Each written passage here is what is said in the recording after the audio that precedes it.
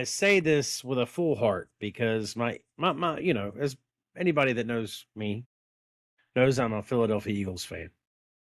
And I just watched both my teams this year uh have defenses that literally kept us in games. It's very similar. Very similar. Eagles and Alabama, very, very similar this year in terms of heavy defensive production. Okay. Our defense was responsible for a lot of our wins this year, both in Alabama and Philadelphia. Same thing. The one problem we seem to have is O-line.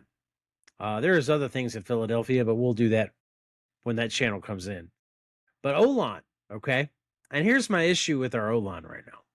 Why is this offensive line, why is this lineman, our offensive lineman coach, why is he still employed at Alabama? Can somebody explain that to me? Why is he still there? Why is he still there? I can't stand that man is still in the building. What are we waiting on? What are we waiting on? What are we doing? Where are we right now? I just don't understand. What other proof did you need that he needed to be fired a long time ago? Like, I don't understand how he made it through the damn season. He's still there. We're halfway through January. Okay? Our season's been over now for a couple of weeks. What is he still doing here? He's still getting paid. For what? And then I hear that he's out eating lunch and dinner with some of these guys coming in. That tells me he's not going anywhere. What? Are you serious? If he was going somewhere, they'd have fired him as soon as that plane touched down from the Rose Bowl. Right. So I can't stand that that's happening. And guess what? Apparently that's going to linger into the damn season because he's not going anywhere. I just don't understand why these. Look, we've already seen examples of players not being held accountable. Okay, when you got players coming out on the field and they can't catch a ball, or they can't make a tackle, and they continuously just have them in there. They're not pulling them. They're not taking them out. They're not being held accountable. You don't ever see the coaches over there yelling at them or talking to them or nothing. They just do whatever. Coaching, it's the same exact thing. Like if a coach if his position, that position coach, if that position is consistently out of. Oh, sorry guys. I get on it. I'm on it. Why is this guy still there? Why is he there? I don't understand. If anybody needed to be gone already, it was him, and he's still there. And one thing one thing that I couldn't understand is how they it seemed like seemingly every series they were rotating offensive linemen.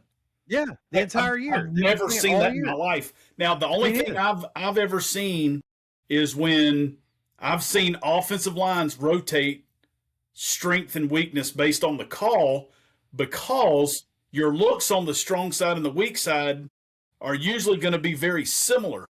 So if you're putting the same guys basically into the same look, it's easier it can make the learning curve easier for the blocking scheme. We did that one year. We flipped our line based on the call.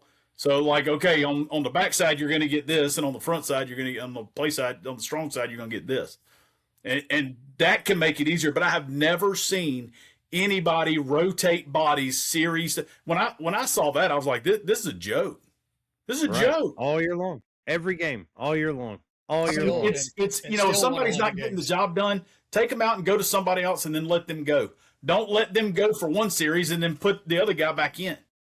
Let them go. If they're getting beat that bad, take them out and put somebody else in, but don't keep rotating. The offensive line takes the longest to come together of any position group on the field.